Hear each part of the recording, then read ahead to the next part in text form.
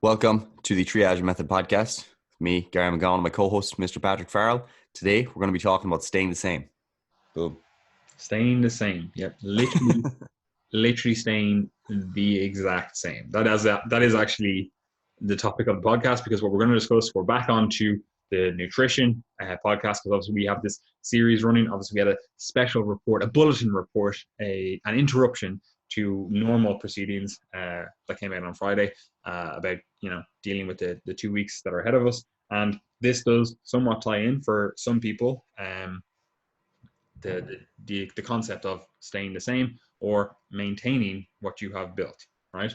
And this is obviously from a nutritional perspective, like what we're trying to do with the diet to effectively maintain or find the level of calories that maintains our body weight and, to an extent, body composition, right? So there's effectively 4 times throughout your lifting, health and fitness, whatever you want to call this stuff, there's effectively 4 times throughout this whole career where it becomes important that you figure out your maintenance, or where you would utilize a period of eating that maintenance, right? And the first one is, we've already discussed it in the initial nutrition episode on setting up your calories. Like, you to find out how to eat in a deficit or how to eat in a surplus and whatever else, how to set up your diet, you need to know what your maintenance level of calories is, right? So that's the first one. You need to know where the level, or what the level of calories is that maintains your body weight,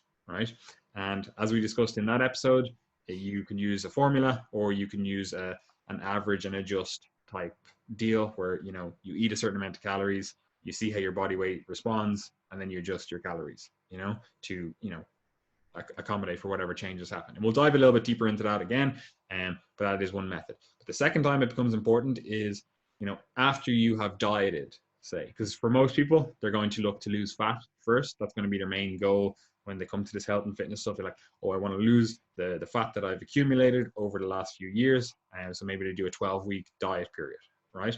And then to transition out of that, you probably want to eat at maintenance, and there's some challenges that come around that, finding out where maintenance is, because it's obviously different than where it started, because you've lost 10 kilos, so that's the second line. Maintenance becomes important, right? And then a lot of people also, they're looking to gain some muscle, and going to gain muscle, we've talked about that as well with the nutrition stuff. You're probably going to gain some body weight, some body fat. You're definitely going to gain some body weight, and probably going to gain some body fat at the end of your muscle gain dieting period.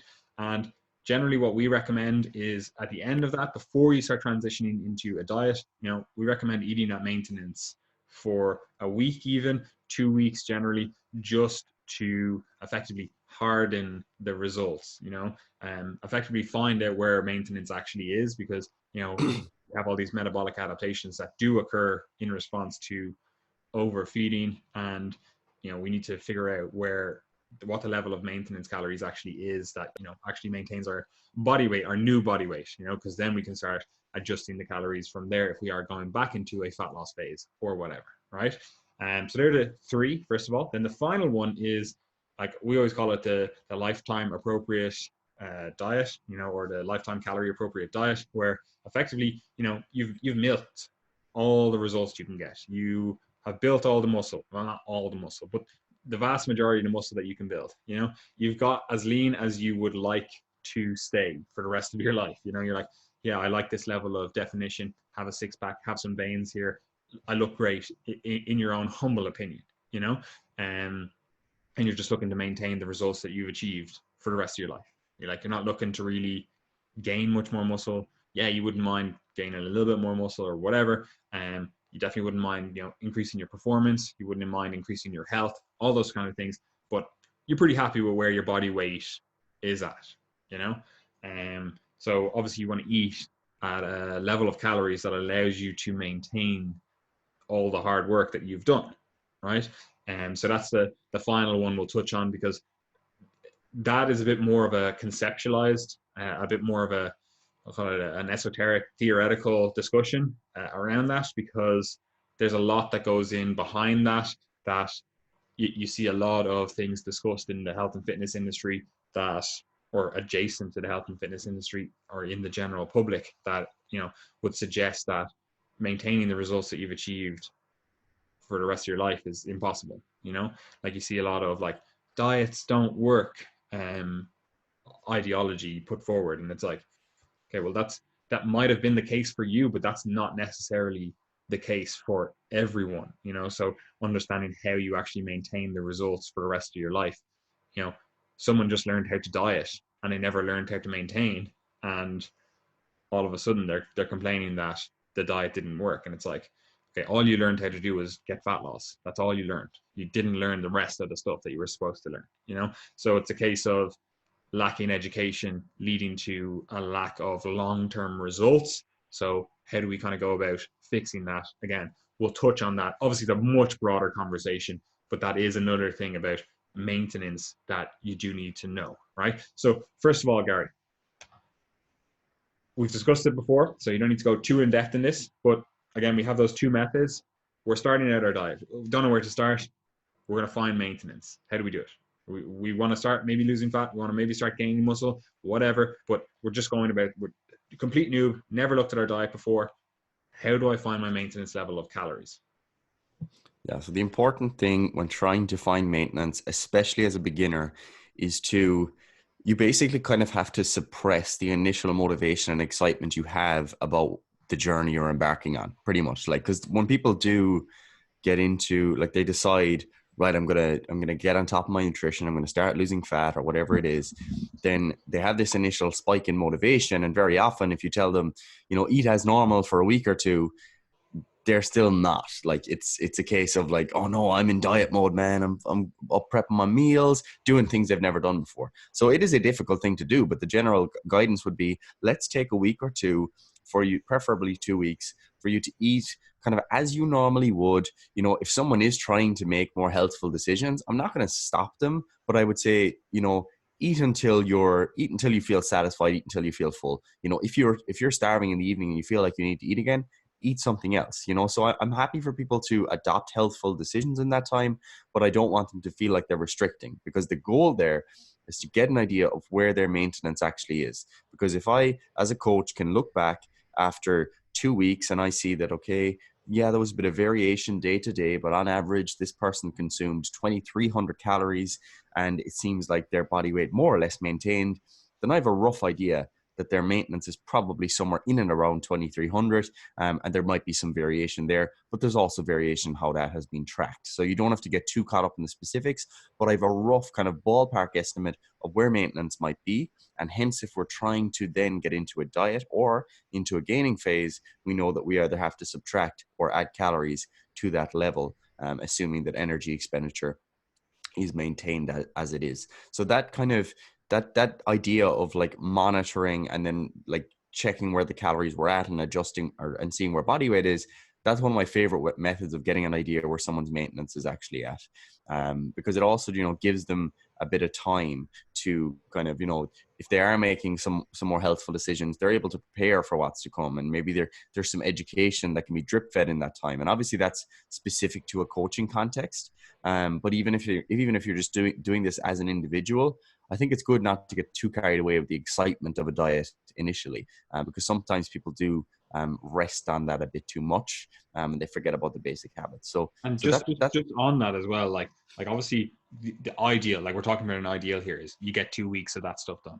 yeah. Right? But like in a coaching context, like I'm not going to say to someone and be like, oh, just do 2 weeks of random tracking and then we'll start getting results.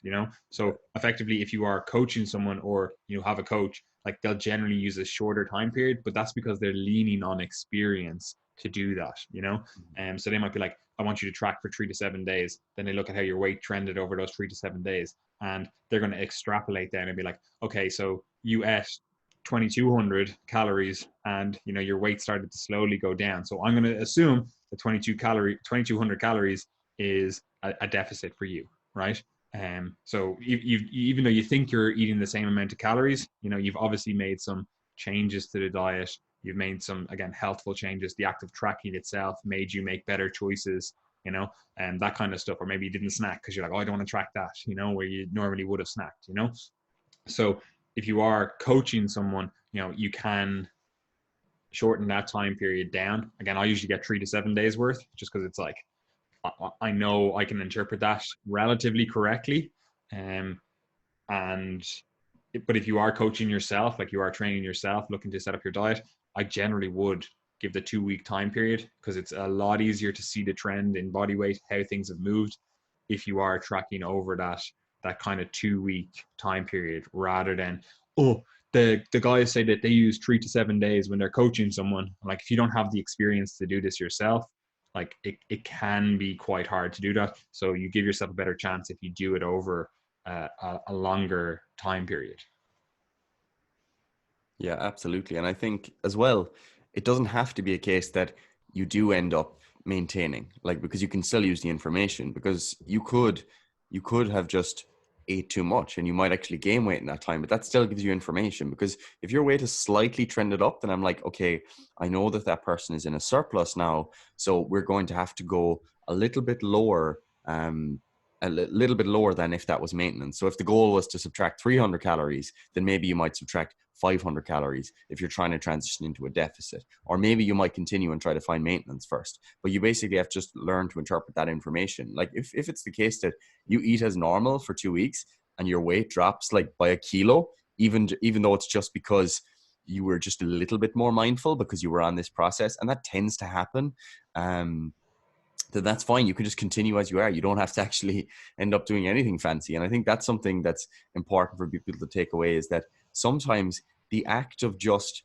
committing to something and being a bit more mindful can actually lead to you getting the results that you want, because previously it just wasn't really on your mind. So even if you don't have specific guidelines from a coach or a nutrition book or an article or whatever, just thinking that, oh, I'm actually in the weight loss process now, so I'm not going to snack after my dinner, that can lead to people making fairly favorable decisions. And that's something that kind of always have to be aware of. Even when like reading research, that's something that comes up, because if you're in the control arm of a research study, let's say, and they're comparing two diets, one of the biases that can creep in there is that, well, people know that this is a study that is related to weight loss, so they've got that in their mind. That's going to affect their decisions. So it can definitely affect the decisions of the average, everyday individual going to the gym too. 100%, and like what you said there as well is very important, that you are going to have to interpret the data. Like, it's not just like, effectively what we're suggesting here, and this is one of two methods. Effectively what we're suggesting here is track your weight and then track your diet. Use an app. Just track it. It's the easiest way for most people. Now, you don't actually have to use an app. You could literally just track it by a visual method. Be like, all right, I ate 3 meals per day. They all look relatively similar. It's just quite hard to do. Most people are not going to be able to look at a food, look at food on a plate and be like, yeah, that's roughly 400 calories. Unless you've tracked for a long time, you're not going to be able to do that. So it's very easy to use an app and just pop in the data, right? But you still are going to have to interpret the data. You're still going to have to go, okay, I ate this much, these many calories, and my weight changed this much. You're going to have to use that data and be like, okay, let's see how those two correlate. So be like, I was eating 2,500 and my weight stayed the same.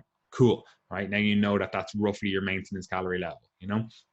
You were eating 2,200 and your weight started to go down, and you're like, okay, so I know that that's probably somewhere in a deficit. Now again, to what extent, I don't know. It depends on you as an individual. Did you also increase your activity? Did you also do all the other things that play into this? We don't know. Again, you have to interpret the data with the data points that you have, and then hopefully flesh that out with other data points. But again, on top of that, you were eating 2,700 and your weight started to slowly go up. It's like, okay, we know you're in a surplus. Cool. So we can find maintenance. In all those cases, we can use that data to find maintenance, or a rough approximation of maintenance, right? Because that's all this is. This is a rough starting point. Your maintenance, it fluctuates day to day. It goes all over the place. You could be colder one day. You could, be slightly more active one day. You could, do thousands of different things in a single day that would change your level of maintenance. Now, the magnitude at which it changes could be minimal. It could be like 50 calories in the difference, which is, largely irrelevant, but it still is fluctuating, right? So we're always using a rough estimation. we're getting a rough estimation, thinking like, okay, this is roughly maintenance level, right? So don't think that there is some magic to maintenance and this is going to be your maintenance for the rest of your life or whatever. No, it fluctuates day to day, and it certainly fluctuates throughout your life, right? So that's the first method. There is more on that, which kind of feeds into the next few discussions. But I also just want to say that to find your maintenance, you can also just use a formula. We have a calorie calculator on our site, and we also use calorie calculators for certain things with our coaching clients and different things like that. But I do want to say on that even though you can get the most what seems scientific method, which is bang all your details into this calorie calculator, use your activity multiplier, and do all that kind of stuff, like that is still just giving you a rough number. That's still just an average of all the data that the person making that calculation had available to them. That calculation didn't work for all of the people that the data or that was used to make that calculation. It's still only a rough approximation. You still have to use the actual trends in body weight, how your body is actually responding, to accurately interpret whether you've been at calorie maintenance for a period of time. So that is the other method. You can use a calculator. You can find hundreds, thousands of different sites that have them embedded in their site. You can download our one, it's on our site. But I just want to say that that's still just a rough approximation. You're still going to have to look at data, look at the trends over time. You're going to have to interpret how your body is responding, because ultimately at the end of the day, like that's the only thing that matters for this whole discussion. It's like, how are you actually responding to this level of calories? Just because you eat at a level of calories that you say that's maintenance, like if your body doesn't maintain its body weight on that level of calories, it's simply not maintenance. So I don't care if you got that number from a world-class coach or you got that number from this unbeatable, spreadsheet calculator. It's, your body is interpreting that differently, and that's not maintenance, right? So maintenance by definition means you maintain. Now there is, again, daily normal fluctuations in your weight. We're talking about you maintain the average. You're over a period of time. Again, this is why we're saying 2 weeks is probably easier to interpret. Over a period of time, your average weight is roughly the same. Like obviously there's going to be days where you had a little bit more salt, or you had a little bit more water, or you had a little bit more fiber, or you sweated a bit more, and like your weight is going to fluctuate as a result of all those things. So we're looking for that average. Like I couldn't tell you the amount of times I've had clients go, oh, we're supposed to be eating at maintenance here, and like my weight went up like 2 kilos this day, so I'm freaking out here. And it's like, all right, cool. Like you were eating different foods, you slept a little bit fucking differently, you had interrupted sleep last night, your stress has been up the last week, all these things are going in to make this fluctuation a normal part of being a human. This doesn't mean that you gain 2 kilos of fat in a day. It just doesn't happen, right? And then inevitably when we continue on the path of eating at maintenance, it's like, oh yes, see that? Our weight came back down, you're still on eating maintenance, So that is something that you should interpret, that these daily fluctuations are going to happen, and that is normal. 100%. Yes, sir. You happy to go on to the next one? You think we covered getting maintenance down? We were discussed it before as well in setting the calories. Yeah. So people are aware. They know what the sauce is. If you haven't listened to the previous podcast, do so now. I don't know. I think it was 99. I want to say 98. Could be any one of them. It's setting the diet, right? And obviously there's a whole discussion as well that we need to do around the macronutrient breakdown of this, but that'll come at the end, right? And we're just talking purely from calories here now, right? So the next one, we found our initial maintenance. Cool, we did that. That was 12 weeks ago, Gary, right? And since that time, we have got fucking shredded, right? We were in a 500 calorie deficit, right? We got shredded, absolutely. Like I have veins everywhere now. It's actually ludicrous, right? So we've been dieting for 12 weeks, and I'm like, it's beach time. I want to be able to, enjoy a little bit more food. There's some barbecues on the beach, and You know, maybe I want to have a Corona or two. Maybe not now. Nah, definitely, man. So what's the sauce? So we've dieted. How do we go back to eating like a somewhat normal human? Because I'm getting kind of hungry now. I'm at that end of that 12 weeks of dieting, and like hunger is, it's nipping at me. I look great, but I am feeling a little bit hungry. So how do I transition to maintenance from here? How do I know where my maintenance is? Because obviously it's not the same. I lost 5, 6, 7, 8 kilos. Yeah. So, like, firstly, I think something that's so important here, especially because the broader health and fitness discussion is so heavily influenced by bodybuilding and physique focused trainees. I think the important thing to get here is that you are allowed to maintain. Like, that is okay, because this is something that and we'll get more to this towards the end of the conversation, but this is something that a lot of people actually forget. Like, people get into fitness or they want to diet because, look, I want to feel more comfortable in my body, I want to have more energy, I want to be able to, go to the beach and feel confident. And, they're all valid goals. But sometimes they can actually just be thrown to the wayside when they diet down and all they see is the next phase and it's all about something more. And what ends up happening is people say, oh, the diet is over. So now it's bulk time. And it's like, whoa. Like, did you not want to enjoy, like, this time? Like, you just spent 12 weeks getting here. Do you not want to stay lean now? Do you not want to try and solidify those habits and see if you can kind of stay near that? Like, because the thing is, like, the whole bulking and cutting kind of cycle of constantly going through those phases is mostly influenced by competitive bodybuilders, people who are competing in physique shows, because they have defined periods. Like, well, now I'm gaining muscle and now I'm dieting down. And they're, hopefully, if they have a healthy relationship with bodybuilding, their love for what they're doing, their love for the process, and their love for their body, you could say, is not just dependent on them being lean. It's also during the growth process.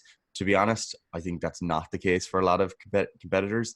They do get obsessed with being lean, and that's kind of, makes sense.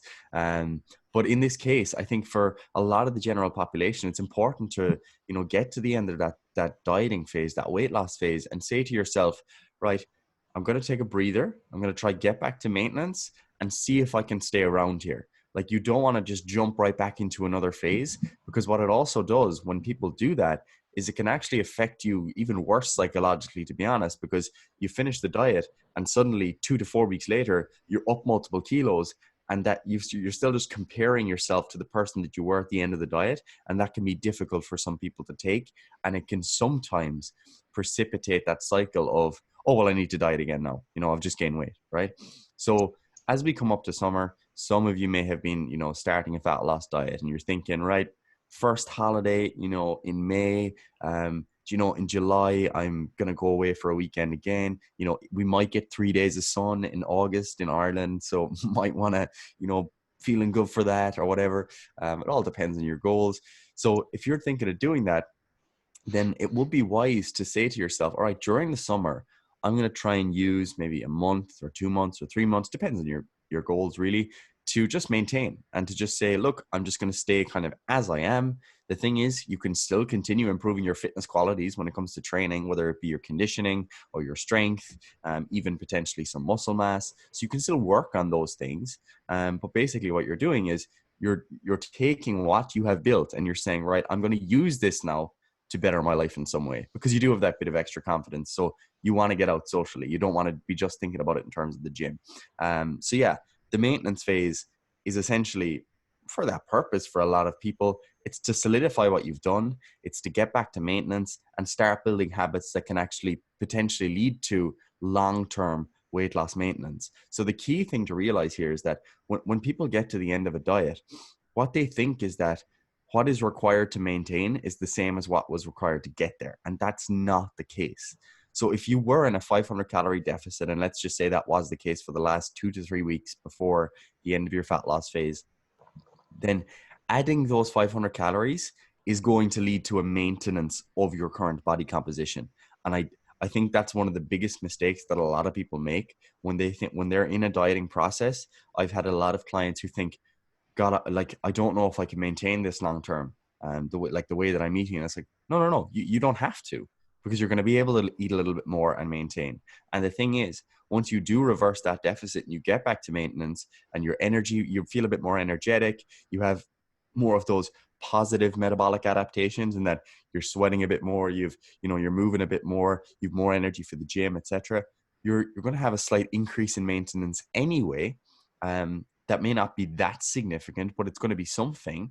So if you were previously on 2,000 calories and your maintenance was 2,500, by eating extra food through the thermic effect of eating and through the aforementioned variables, your maintenance might go up to 2,600. So now you're eating 2,600 calories and you're maintaining. So that's a pretty significant difference of 25 to 30% of the calories you're eating when you were dieting.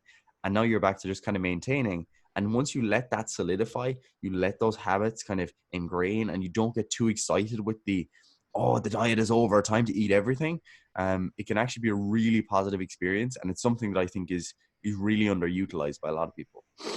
Yeah, and obviously it goes into a larger discussion which we want to have towards the end. Yeah. Because this is how people are like, oh, diets don't work. And it's like they effectively never learned to do this period, you know? Mm-hmm.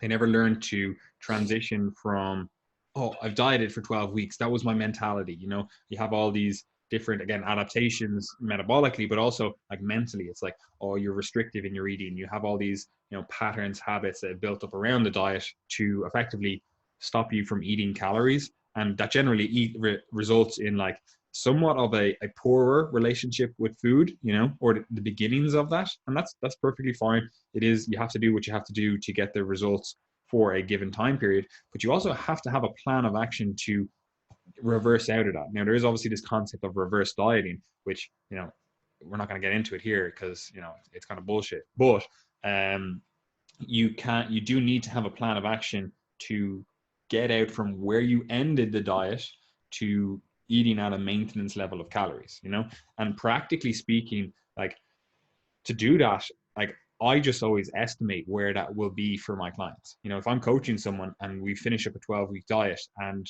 based on their rate of fat loss, based on the calories they've been eating and their activity level, like, I'll just estimate where I think their new maintenance is, So say they started their diet, they were at 2,500 and that was their maintenance, right? So we were like, oh, we're going to be aggressive with this. We're going to drop you down to 2,000 calories and see how fat loss goes, right?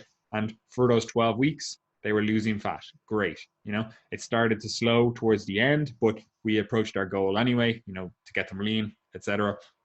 And now they're like, okay, I want to transition to maintenance. I'm as lean as I want to be. I've achieved my goals.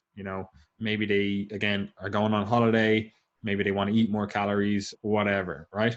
And from that, I will just estimate where I think their new maintenance is. Again, we'll just say, using that example, maybe it's now 2,250. We'll just be like, right, cool. We just took 250 calories off our initial maintenance, and this is where I think you are, based on, again, your weight has been trending down, but it has been slowing a little bit. We're just going to try 2,250, right? See how it goes on that. And then we do that, and then you notice, again, like Ari was saying, you get some positive metabolic adaptations where, your energy goes up a little bit, you have more motivation, you're pushing yourself harder in the gym, you're sweating more, your activity is up, that kind of stuff. You're like, okay, actually, no, we're still losing weight at 2,250, right? We're going to bump that up to, even if it's only a little bit, 2,300, right? And you go, okay, how are we on this? Like, still losing weight? Okay, 2,350. And we're like, okay, boom, there, that's a little bit closer to where maintenance is. You seem to be very much on point with, maintaining at that level, So it is a process. And again, there is no unbelievable secret, oh, this is the key to doing it. It's like, no, you just have to realize that it's going to be a process, again, of finding where that maintenance level is. Yeah, it does fluctuate. It's a little bit hard to interpret, but there is a level of calories that are going to maintain your new body weight. Now, that is true to an extent, and also not true once you start really, really getting out of the range of what's quote unquote normal for human physiology, right? So if you're 3% body fat, finding your maintenance to maintain that, like, that maintenance level, while you can physically do it, you're probably still going to have all of the negatives associated with dieting. You're probably still going to be very hungry. You're not going to get this huge boost in activity level and, all that kind of stuff. you're still going to feel like shit if you're 3% body fat. Like the body was not designed to be 3% body fat for long periods of time. It was designed to be 3% body fat during periods of severe starvation, right? So you're going to feel like you're in a period of extreme starvation being at 3% body fat, right?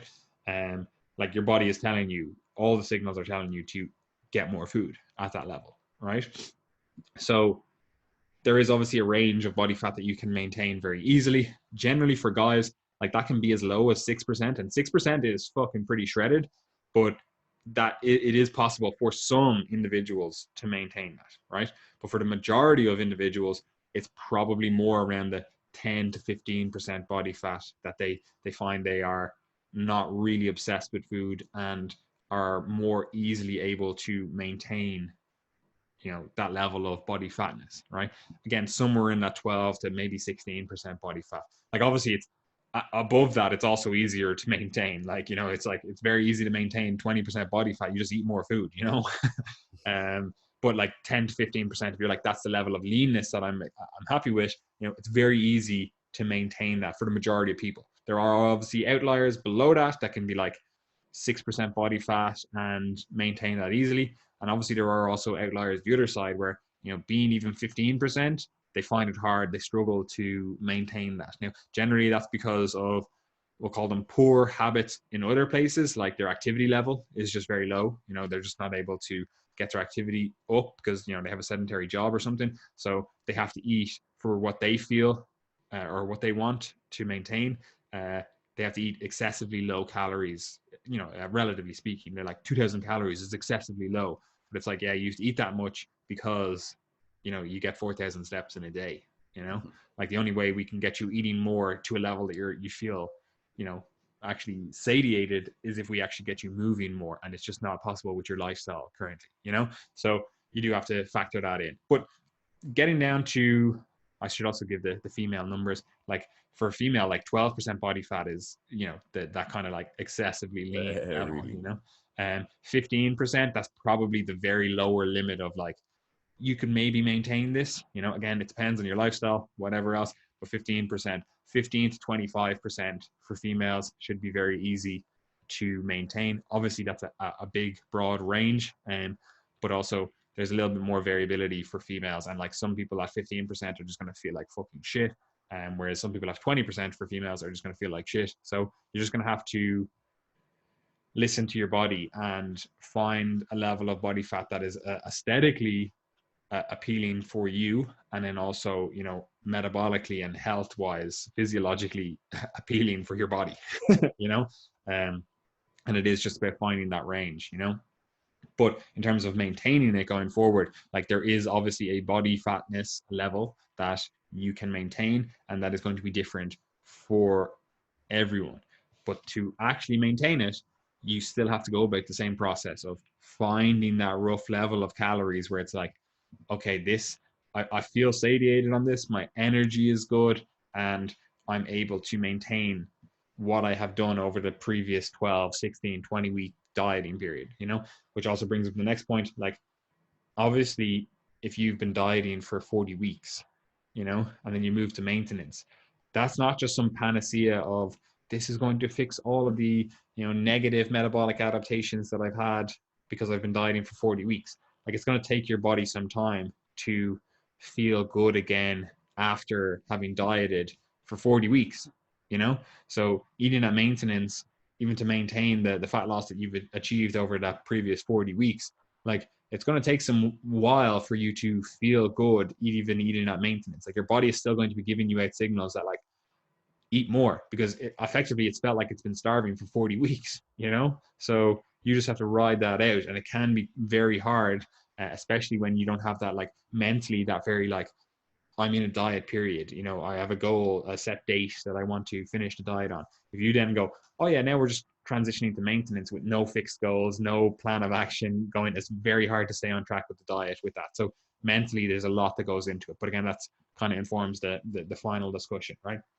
So in terms of finding your maintenance after a diet, very simple. It's the exact same process you used at the start. Again, you can use a calculator, do all that stuff.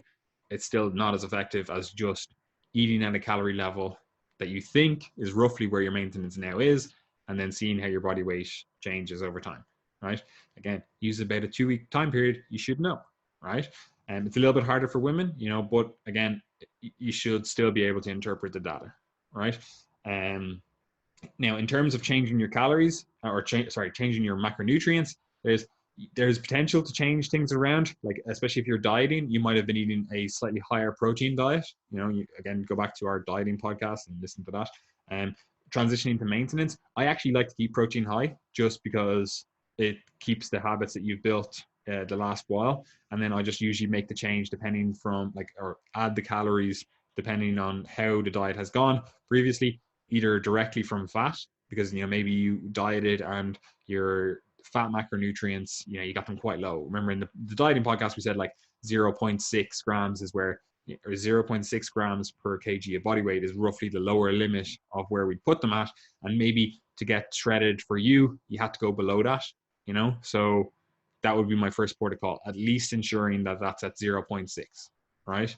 And potentially even going up a little bit more from that. But again, it depends on how the diet has gone, how you set it up to actually diet. You might go, I actually really want to eat more carbs, and that's perfectly fine. You can just increase your carbohydrate intake from there, right? And if you are planning on maintaining for the rest of your life, which is effectively the last discussion here, you might then go, okay, I don't want to eat this level of protein, but I do think keeping your protein where it was at during the diet for at least the first 2, 4, 6, 8 weeks is a good idea, just because it kind of ensures that you still keep those good habits around protein feeding. You can always lower it once you know that you're at the right level of calories for your goals.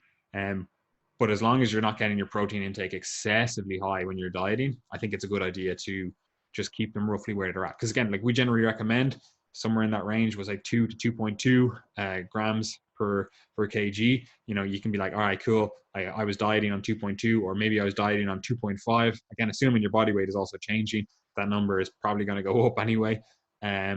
You can change it if you want, but I just keep it the same. It just makes it very easy to make dietary changes rather than changing the entire diet. And now all of a sudden you were eating like a kilo of meat per day, and it's like, oh, because I increased my carbs and now I've done this, I have to eat less meat because I'm getting so many protein or grams of protein from the rice that I'm eating now. And then you're like, oh, well, I've actually lowered my protein as well. And now it's like, okay, now I'm only eating like 500 grams of meat per day, and it's like it's very hard to transition to do that if you change a lot of variables.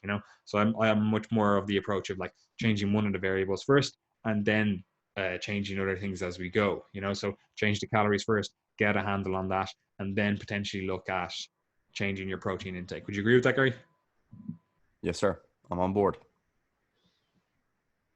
Right. So I think that covers everything. If people are dieting and then they're transitioning to maintenance. Right. So we will come back to that because there's a larger discussion at the end.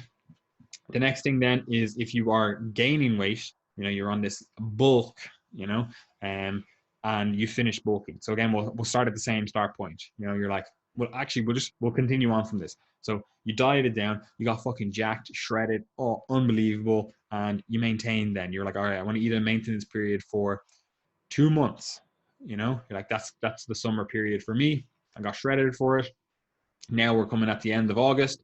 It's September time. You're kind of like, yeah, it's getting a bit dark out, getting a bit cold out. I wouldn't mind starting going into a gaining period. I want to start gaining some more muscle. Yeah, I looked great. I was shredded, whatever, but I felt like I could have been a little bit bigger. I felt like I could have got a bit more muscle. I wouldn't mind now getting a little bit stronger, really pushing for some performance increases. So I'm going into a gaining phase. Now, again, we've talked about the gaining phase. There are a few considerations around setting that up, but ideally what we want to try to do is stay lean and gain. There's no point just banging in an extra 1,000 calories and gaining 2 kilos per week. It's not muscle. I'm sorry. No. So a nice slow rate of gain. We'll say you added 250 to 300 calories, somewhere around that. Right. So you've been slowly gaining now, and you did that for whatever 3 months. It's now coming into January time, maybe February time. Again, depending on how long you've been gaining for it. But you're like, oh, I have a little bit of fat that I've gained, but I'm pretty happy with the results that I got of that gaining period because I kept it nice, low and slow, right? Now, I want to start transitioning into a fat loss period, but I don't know where my calories should be at for that fat loss period. Generally, what we recommend doing is eating at a maintenance period for, again, 2 to 4 weeks. And again, this is both to effectively solidify the gains that you've made, but also get a good grasp of normal eating habits. You're not force feeding yourself extra food and all that kind of stuff. So a period of time, 2 to 4 weeks of maintenance is a really good idea, both from solidifying the gains perspective and then also finding your maintenance. And what I mean by solidifying your gains is, it's very easy to go into the gym and push heavier weights when you have a lot of extra calories in your system. You can do a lot of poor habits. You can get away with poor sleep, poor, recovery modalities when you have a lot of extra calories just to effectively be a failsafe. Very easy to get into bad habits when there's just extra energy floating around, and effectively I always use that kind of 2 to 4 week period to ensure that the gains that we have made are supported by good recovery modalities, good sleep habits, good stress management habits, all that kind of thing, which can get away from you in a gaining period, you know? And so would you agree with that so far, Gary? Yeah. Do you It's want me to talk or you want to continue? You can talk if you want, if you've anything to add there. Yeah, fundamentally, like there's not that much to this really. Like, I mean, it is one of those things where, like, when you say like solidify the gains, like basically what I want people to be able to do when I do implement these types of strategies is I don't want them to transition straight from a gaining phase to a dieting phase and suddenly lose the crutches that they've had, because that's sometimes what happens, especially because the transition from gaining to dieting can sometimes be quite significant. Because if you were, let's say, in a 300 calorie surplus and you're saying to yourself, right, I want this diet to get moving, and you're going to aim for a 500 calorie deficit, then that's a difference of 800 calories initially. And if someone has become quite dependent on that feeling of constantly being full, which a lot of people do, always feeling full, always having food in the system, always having these crazy pumps, then sometimes that can be a bit more of a kind of a psychological shock when you get into a deficit, and you can get into that mindset of, oh, I'm going to be losing strength here, I don't feel the same, blah, blah, blah. Whereas if you can have that maintenance period in the interim, you can start to, as you say, kind of solidify that to not become so dependent on constantly eating more and overfeeding, and hopefully challenge some of those thought processes so that when you do make that other bit of a nudge into a dieting phase, it's a little bit less kind of abrupt. It's not as abrupt to change or change a direction. And it should be then a bit more manageable for people. And also from a kind of a general behavior perspective, you may start to tidy up some aspects of your diet so that you're in a better position when you do get into a deficit, because you may have picked up some behaviors during your gaining phase that may not necessarily be particularly helpful when you get into your dieting phase. For example, maybe before your workouts, what you've been doing up to now is you go to Costa, you get a large cappuccino, you pop in 2 sugars, and you have a scone with jam and butter because it was easy for you to just get in those calories. It was convenient for you to go there before your workout. So if you can go from that to maybe just having the scone with a bit of jam and an Americano in the way, in your maintenance phase, it's like, boom, you're keeping in the kind of behavior, and it's not a massive change to the way you've been living, but it's a slight change. And then when you get into the dieting phase and you have to take away a few more calories, it's not like going from one extreme to the other. So you can gradually change your behavior. So they'd be the primary reasons that I would be thinking of a maintenance phase post dieting as being useful. The other example would be if someone has gained to the point where like they like where they are now, and that is the case sometimes, especially if someone was, very skinny, very lean, low muscle mass before their gaining phase, and their goal was to kind of get up to this point where they were more muscular. Yeah, they have a bit of body fat, but they're feeling bigger, they're filling out their t-shirts, maybe you're filling out a weight class for some sport or whatever.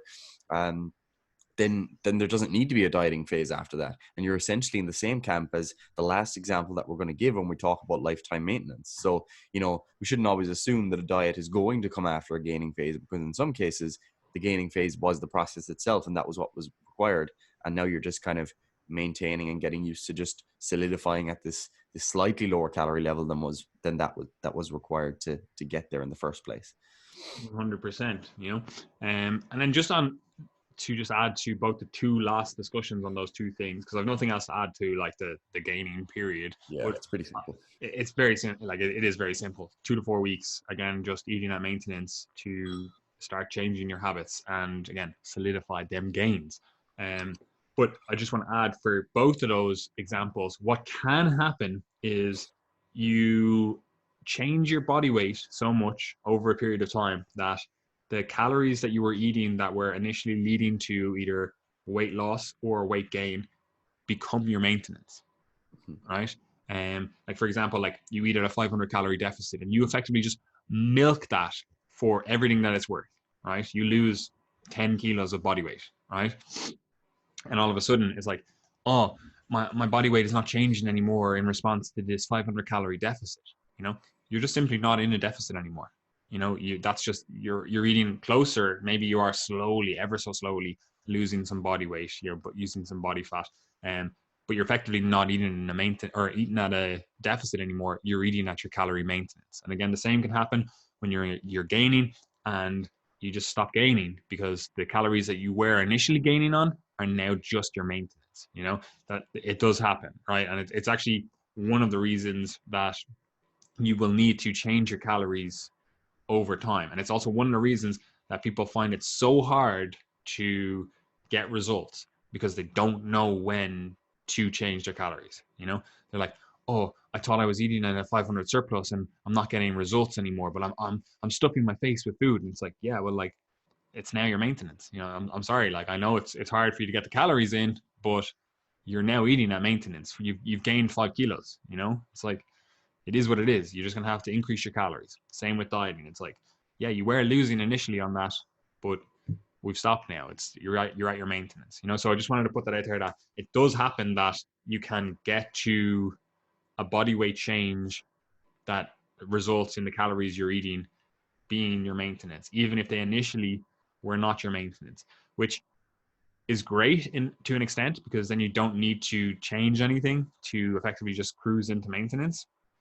But it's also terrible in that people really don't like when that happens. And what I mean by that is, especially in a dieting context, like if you're eating at what you think is a 500 calorie deficit and you get lean enough, you're like, oh, I'm happy with this, but you know you've stopped changing your body weight.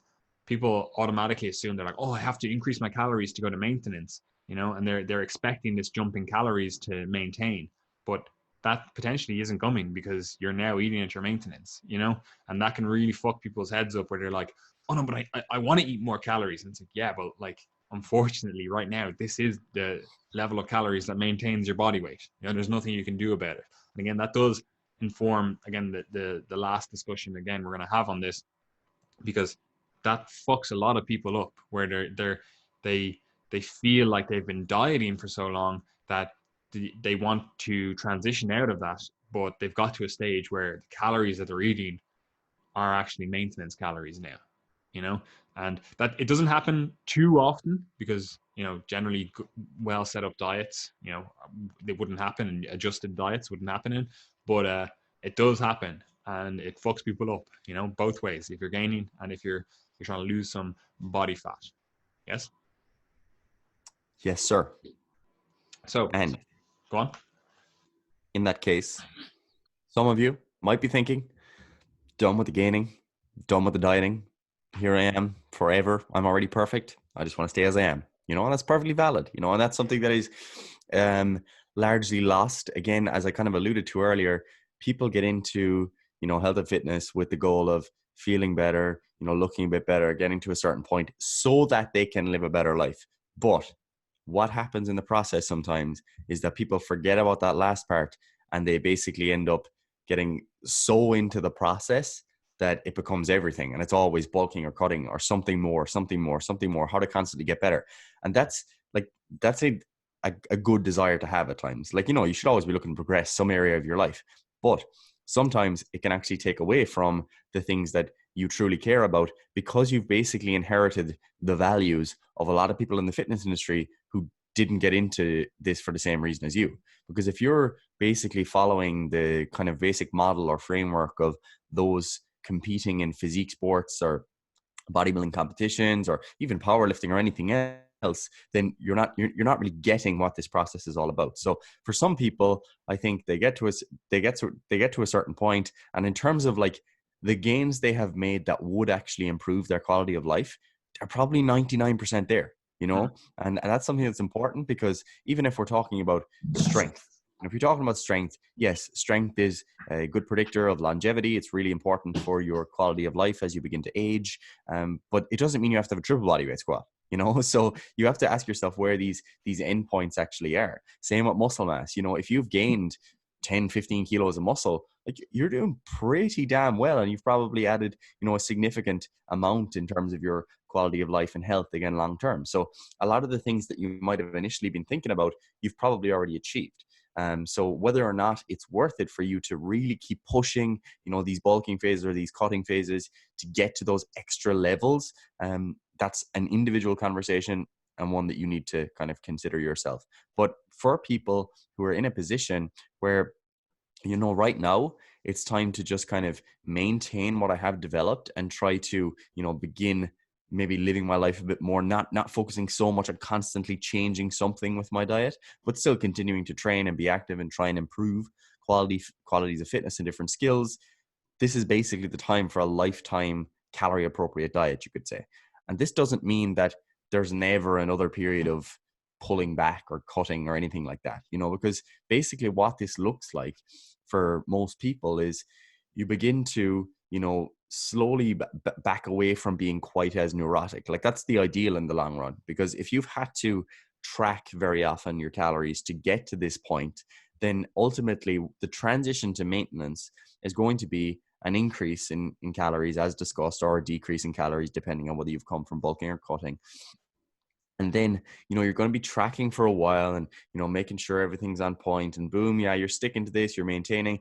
But 2-3 months down the line, when you've been kind of constantly eating the same foods relatively regularly, you feel like, you know, am I just tracking for the sake of it? You can start to back away from that a little bit. And that's kind of what I like to see a lot of people do, is to start adopting that more kind of intuitive approach, or approach that's based on portion control. So, you know, if you have a big breakfast, you know, like, all right, I'll just have a slightly smaller lunch. Boom. Like, those simple habits and things start to become really simple. And that's ultimately where we're trying to get to. But having said that, what can happen is that, you know, there'll still be periods of the year, you know, for example, Christmas, where those habits slightly fall to the wayside, and you end up consuming, you know, more calories for a while. And then you can still have, you know, a period in January or whatever where you're like, oh, I'm just going to pull back and be a bit, you know, a bit more structured than I was previously, just so I can, you know, lose those couple of kilos and get back to maintaining again. So that's the thing to understand when it comes to this kind of maintenance goal in the long run, is that it's not just about always maintaining. Like, you're basically just treating yourself like, right, I'm happy with my current level of body fat. If I veer away from that, I'm going to, you know, make appropriate adjustments. And yeah, like, that's pretty much the bulk of what you're trying to achieve there. Yeah, like I always like to conceptualize these as maintenance periods, Yeah. right? Like you're effectively eating at a maintenance level, but you're still looking for whatever gains you can make, you know? Again, that could be life gains, that could be cardiovascular gains, that could be muscle gains, it could be strength gains, whatever. So I just conceptualize it as like gaintenance or gaintaining, you know? Because I think that even though it's obviously quite clearly a made up word, it helps people kind of stay on track with their goals, because it can be, you can kind of end up very like nihilistic, where you're like, oh, I've made all the gains I can make, what the fuck do I do now? Like, am I just going to the gym because it's path dependence, like I've always done it? And you kind of lose your love for the processes, you know, because you're like, oh well, I really like the process of dieting because I could see more cuts and veins and, you know, shreds and whatever. I really like the process of gaining because, you know, I could really see my strength going up and, you know, performance increases and all that kind of stuff. And it's like you can kind of lose that a little bit if you just kind of transition to maintaining for the rest of your life. You're like, all right, is this it? You know, like, am I done? you know? Whereas if you kind of flip the switch a little bit and go, okay, this is a gain-taining period. It's like, we're just trying to, you know, maintain your rough body weight and maintain the rough muscle mass that you have, maintain the rough strength levels that you have, maintain the rough cardiovascular adaptations that you have, but look for whatever improvements we can make over the coming years or coming months, years, whatever, you know? Like, I always like people to have more than a body composition goal, you know? Like we do Brazilian Jiu-Jitsu, you know? And it's like that allows you to continue making skill development a priority for whatever, the next fucking 70 years. Like, I want to be 130 years old, still making fucking jits gains, you know? That's easy, like a gold belt or something by that time. I don't know. I'd still probably only be like a purple belt by then. But yeah, you know what I mean? Like, there's always areas of your life that you can develop. You know, you can put things on, you know, the back burner, you know, like a lot of people in your teens and 20s, it's like, yeah, work on your physique, but just keep in your mind that, you know, you want to be in your 30s, 40s, 50s and have money in the bank, you know? Like I always say, I always encourage people that are new to the health and fitness game to like prioritize bank over bench, you know? Like, yeah, you do want to be healthy, you do want to get results in the gym and whatever else, but, you know, realistically at the end of the day, you're going to be much happier if you have a surplus of money in your bank account rather than looking back and be like, yeah, do you remember 4 years ago when I got down to 8% body fat? You know, oh, I got a good few pictures for Instagram and stuff. You know, it's not going to be a priority for you when you look over your entire life. Yes, 100% do it, you know, but do realize that this is just part of what it means to be a human. It's not the full extent. Like, yes, health and fitness and all that kind of stuff is important, 100%. Don't get it wrong, right? But also realize that other things are also important. You know, what are your relationships like with your family? You know, did you lose all your family and friends because you were a dickhead because you wanted to get down to fucking 6% body fat for a photo shoot? You know, it's probably not the best use of your time, you know, over your lifetime, you know? So do keep that in mind. Do keep in mind that there are other areas of your life that you can be working on. And it is okay to put health and fitness effectively on the back burner. That doesn't mean that you don't get results while doing that. Like, I have loads of clients that it's like, the reason I'm their coach is because they just want to outsource all the thinking for their health and fitness stuff.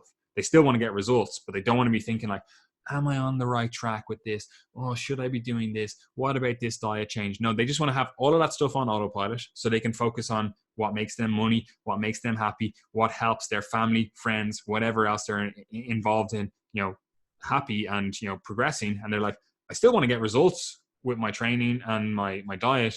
And I just want to outsource it. I don't want to think about it ever again. You know, it's like, it's just, they just execute the plan that's put in front of them, you know? And that is a good thought process, you know, going forward. When you do move into this kind of maintenance phase, it's like, you can still do that process yourself where you just effectively put your health and fitness on autopilot. It's like, you should have all the processes ingrained. You know how to lose weight if you need to. You know how to gain muscle if you need to, you know? So right now it's like, yeah, I'm just going to maintain what I have and I enjoy the process. I'm going to enjoy going to the gym. You know, maybe you do stuff like, okay, what's the least amount of exercise I can do to continue progressing, you know? Or, you know, oh, I've never really pushed progress in cardiovascular health, you know? Let me see if I can, you know, bring in some modalities that target that. Or, you know what, I've always wanted to be able to do some, you know, flexibility stuff. Maybe want to be able to do the splits or something. It's like, well, let's start working on that, you know? Like, you can still bring in certain things and work on certain adaptations once you have actually gotten to a level of body fat, muscle mass, all that kind of stuff that you are relatively happy about. Like, let's be honest, like, no one is 100%, like, I don't give a shit what anyone says, like, no one is 100% happy in their body, right? Like, there's always, and I mean always, something that you're like, oh yeah, I wouldn't mind, you know, a little bit more cap delts here. I wouldn't mind a little bit more you know, thickness on my arms. I wouldn't mind a little bit less body fat here. Or, oh, I have this stretch mark here. I wouldn't mind getting rid of that. Like, there's always something. That doesn't mean that you have to hate yourself or that you don't love your body and you don't like be happy in it. But it's just natural to being human to want a little bit more, and that's perfectly fine. That's okay. You can still work on bettering yourself in whatever way that means to you, over a longer time period, and still be happy in yourself. But I just wanted to put that out there. 100%. I'm in. All right, I'm so honest. let's move on to this discussion of diets don't work, right?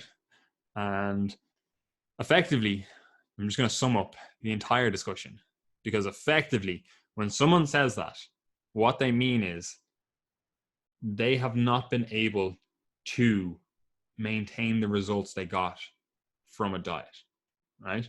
And effectively, what that means is they either A, didn't set up the diet to be sustainable, right? And that's probably responsible for 90% of this discussion.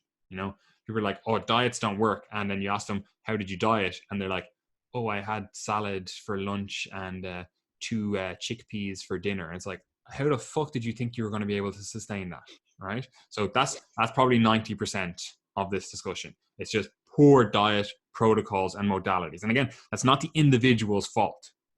Like, it's the individual's responsibility to go out and get better information so that doesn't happen again, but it's not their fault that diet failed them. That's the fault of the health and fitness industry for putting out fucking shit information, right? So that's the first thing, right? So if you haven't listened to the dieting podcast, how to set up your diet and then how to lose body fat, then they're the ones that you should go back and listen to, because you have to set that up correctly. It has to be a sustainable approach. We have articles on site. We have lots of resources on site to support you doing that, but that's a non-negotiable. If you want to say diets don't work and you've not dieted correctly, then I'm sorry, I'm not going to listen to you, because you just did the process wrong. Like, you don't say maths doesn't work because you never learned to fucking do addition and subtraction. Like, I'm sorry, I'm not going to listen to you telling me that this concept doesn't work because you didn't do it correctly. So again, I'm not giving it to the individuals themselves. I'm just saying that is a prerequisite to come to this discussion. If someone came to me and they're like, I tracked my calories, I set up everything correctly, I did whatever, and I still didn't get results long time, then we can have a discussion. Then we can start actually having an informed discussion and being like, okay, let's actually dive a little bit deeper into why this didn't work for you. But if you literally come to me and say, yeah, green shakes 3 times per day and I couldn't sustain that, I didn't get results from that, I'm like, that was never going to be a sustainable approach. So we need to get that out of the way first, right? So that's probably about 90% of the discussion around this, about people saying diets don't work, right? The other 10% is people master the art of dieting but never master the art of maintaining, right? And women are particularly bad for this. You see this in the fitness industry a lot, and we've discussed it before, where you will see women like influencers or whatever, fit fam, whatever you want to call them, where they only ever talk about dieting. Like, they're like, oh, I'm on my diet now, and they track their calories or they eat a meal plan and they're on their diet. And then other than that, they're just off their diet. And that means they're either like out drinking or out partying or, eating whatever and, whatever on top of that. There's never like, oh yeah, like I'm actually just eating at maintenance. There's never any of that. It's either like I'm on my diet or I'm just off, and like, obviously I'm not just singling out women for that. I'm just saying women are particularly bad for that, or at least that's what's propagated in the health and fitness sphere. It's like, that's what you see more of, women being like, oh, I'm on my diet now. And all they ever talk about when they're on my diet is like dieting to lose body fat, So that is one of the things that is really deceptive, or really even poor information, whatever you want to call it, from the health and fitness sphere, where it's like, everyone always just thinks of being on the diet as being on a fat loss diet, right? Like, even the words we use, and I know like we use them as well, but like people will say, oh, I'm dieting, right?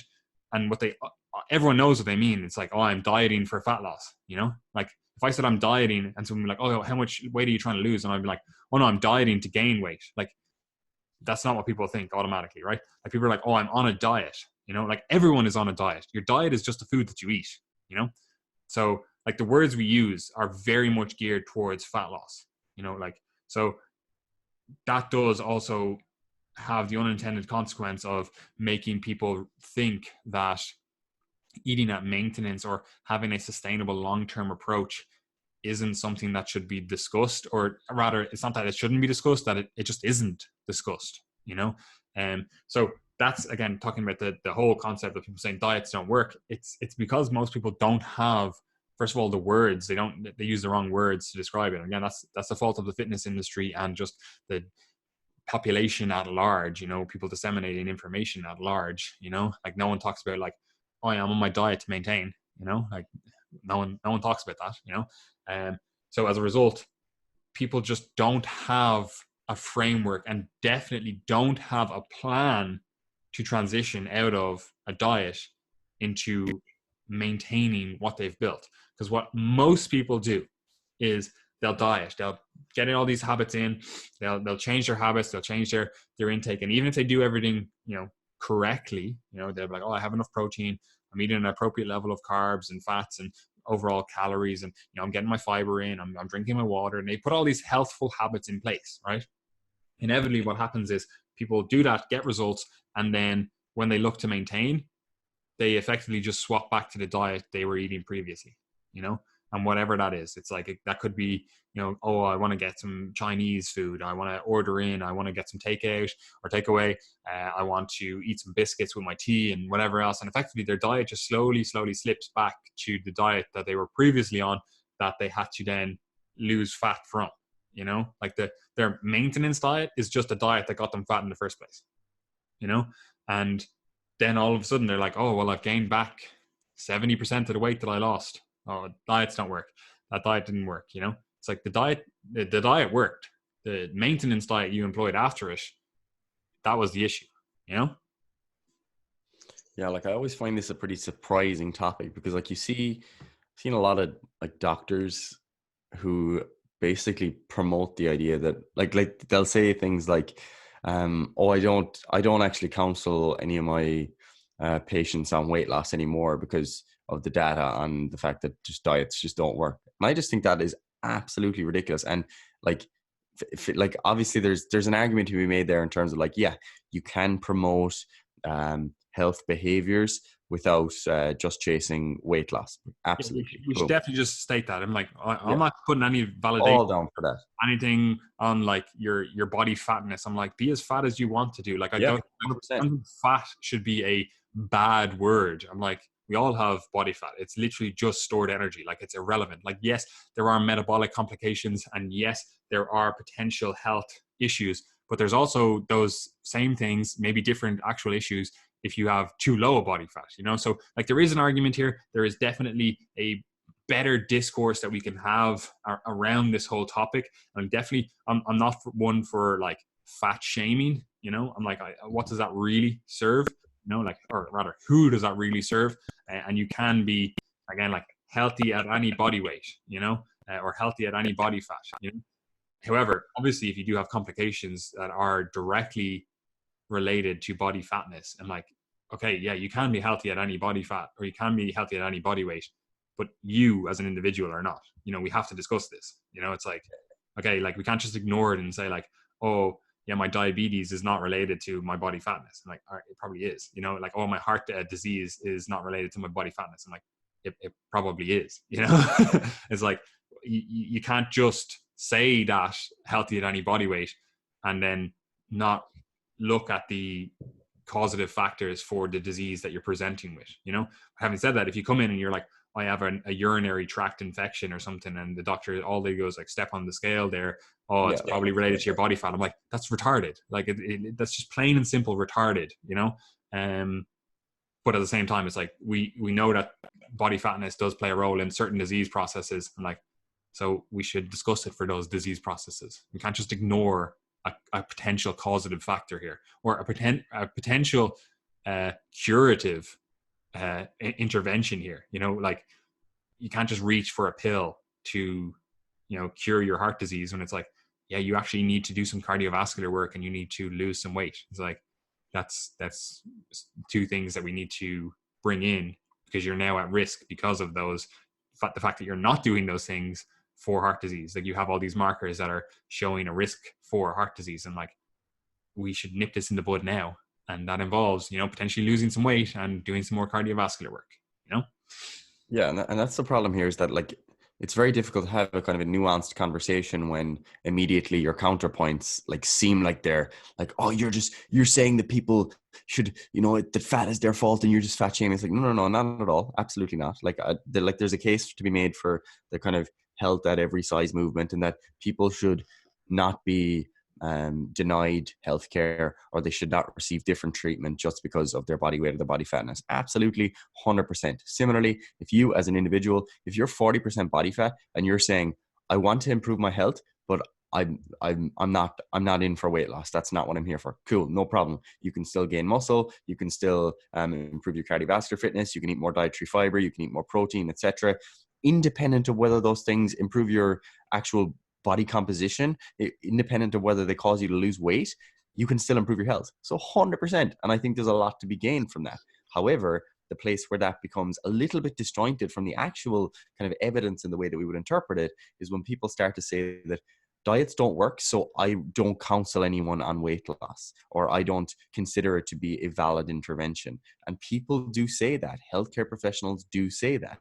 And I feel that it is a misinterpretation of the available evidence. Because if you see that, okay, weight loss does not seem to work most of the time, it's really important to look at that and say, okay, but maybe as professionals, we could actually find ways to support people much better so that we can improve those numbers. Like I would look at that as being like a target that we try to improve rather than something that we use as justification for inaction. Like I think that's a failed approach from the start. Like it just doesn't make sense to me. The real issue is that as a society, we have entangled fault and responsibility, So as soon as you bring something up, it's like automatically someone's like, oh, you're saying that's my fault, and that's not the case for, and a lot of this, it's like, no, they're saying it's your responsibility to deal with this, it might not be your fault. And fuck, you might have been abused as a kid and you've used fucking food as an emotional, tool to somewhat overcome that. It's like, I would argue that that's not your fault, However, it is your responsibility to learn better coping mechanisms to help you deal with that trauma, rather than using something that's potentially contributing to health risk factors or health or poor health in the future, So like fault and responsibility are not the same thing, And if you are a medical professional, or even you are we'll call it a frontline healthcare professional, which again, I think like personal training, it should be viewed as that. You have to disentangle those two things. You have to look to support the individual and allow them to actually take responsibility without blame. It's not like, this is not a blame game being like, oh, stop fucking shoving pies in your pie hole. It's like, there's a reason why they're doing this. Maybe it's a lack of education. Maybe it's a lack of resources. Maybe it's just, again, trauma or whatever. Like there's a reason. There is a reason, and your goal as a professional, which, you should be professional, is to support them changing their habits so that they get more positive outcomes than what they're currently getting. And again, that could be just healthier habits in general. So they're improving their health independent of weight loss, but yeah, ultimately, I think the issue is actually just we've intertwined fault and responsibility. And if we can just detangle those two things and realize that, yes, it's not your fault. That's cool. You didn't know better.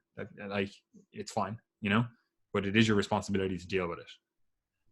Yeah, 100%. And like, I think the key message to take away here, getting back to the actual point, is that like there are predictors of successful weight loss maintenance. And that's important because like most of the claims that people will bring up related to failed weight loss come from the National Weight Loss or Weight Control Registry, which is basically a database in the US that people self-register to if they've lost, I think, what is it? Is it more than 30 pounds or more than 10% of their body weight? Something along those lines. I can't remember the specifics, but basically once you meet a certain threshold, you register with the National Weight Control Registry. And then it's basically a register of all the people who have lost weight, who've successfully maintained that loss over a certain period of time. And what you see is that, those people that tend to maintain it, yeah, they actually, they exercise pretty regularly. And that's one of the things that comes into this weight loss maintenance thing. And that's what we're getting to with this point of trying to view maintenance as an actual process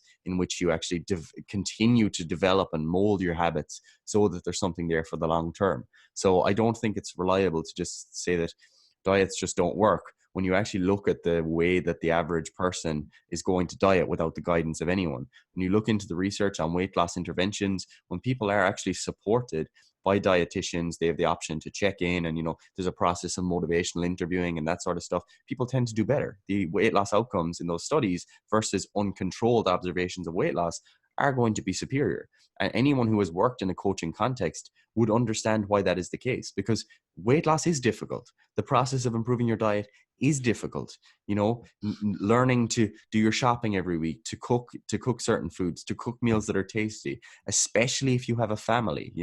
I mean, there's lots of different barriers that pop up, but I think the key point is that as professionals, we can do better to actually support people through that process, and part of that is through actually navigating the maintenance phase and not just trying to cultivate skills of body weight gain or body weight loss. Yeah, I think ultimately, like, I would rather put out a message that is empowering than Yeah, disempowering. 100%. Like, why I don't see why people would, first of all, want to follow a message that suggests that, oh, they have no power over this process, their body fatness. It's like, that's just completely disempowering. Like, why would you want to give away all your power when you could literally be empowered and be like, okay, there is a method that seems to work. Can I try it? Can I gain empowerment through like the education on this method, or the actual practical support that's given to me by my doctor, my dietitian, my coach, whatever, and then get results that I can maintain for the rest of my life. Like, I just don't see why you would want to give away your power, or also be someone that takes power from people. Like, you surely want to empower them. You surely want to tell them that there is a way for them to get results. Like you can't just say like, oh, you are great the way you are. If the person feels like they aren't, if they feel like they aren't great, that doesn't help them. It's like, oh, you're great the way they are. That just leaves you feeling like, Jesus, is this the best it's gonna get? Yeah, this is it. Fuck. And like, you feel like shit, and you're like, oh, this is the best. This is the best I can do with my life. That's disempowering. Whereas if you're like, look, yeah, you can stay the way you are. Like, realistically, at the end of the day, no one fucking cares, right? But if you do want to change, here are the supports, here are the resources. This is the education that you need to engage in to get results that you want to achieve. Yeah, like one of the ways I like to think about it that I think is funny is, right, like Brazilian Jiu-Jitsu or any martial art, let's say, right? Most people are going to either kind of quit or give up when they're a white belt. It's like, yeah, you might take it up for a while, you try it, oh, you're not really improving, you don't really like it, whatever, you quit at white belts, boom, right? Brazilian Jiu-Jitsu doesn't work because most people don't become blue belts or purple belts or brown belts or black belts. Obviously, that is not the case. And it would be ridiculous for a black belt coach to turn around after 1 year and say, you people who are still white belts at 1 year, it's not working. It's not going to work for you. Like, clearly that is not the case. And it's the same when it comes to exercise. Like, we all have variable responses to weight training. And I feel like everyone understands all of these things in so many other areas of life, like saving money. Most people can't successfully save money, but saving money works. It still works. It's just, it's difficult for some people, and people have to come up with individual strategies. And some people might need a financial consultant to really nail things. And like, all of these things, we all are more or less successful in different avenues of life. Dieting, or the process of weight loss and weight loss maintenance, should be viewed no different. And you don't need to feel bad about yourself if you have, quote unquote, failed 3 diets in a row or whatever. Maybe the approaches were not appropriate for you. You didn't have the right support. You weren't given the right resources, and that's fine. Again, it's still your responsibility, but it's not necessarily your fault. There can still be other faults in place that were not necessarily yours. So yeah, it's a really key distinction. I think that, like, we'll probably do individual podcasts on these kind of broader topics of like, does dieting work? What's the relationship with body fatness and health? So we will come back to these topics, but I think for the purpose of today, that covers, I think, most of what we wanted to get through.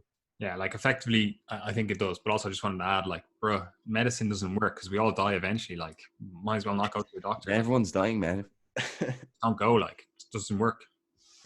Everyone fails anyway. We're all dead. It doesn't matter.